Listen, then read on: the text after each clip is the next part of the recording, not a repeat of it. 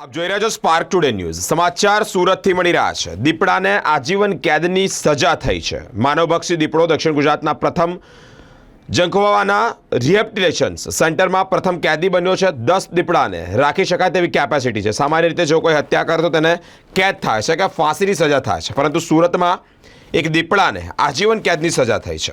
હાલ તે કેદી તરીકે હવે પોતાનું બાકીનું જીવન પસાર કરશે। સુરત જિલ્લાના માંડવીથી પકડાયેલો માનવભક્ષી દીપડો જંખવામાં રિહેબિલિટેશન સેન્ટરમાં પ્રથમ કેદી બન્યો છે।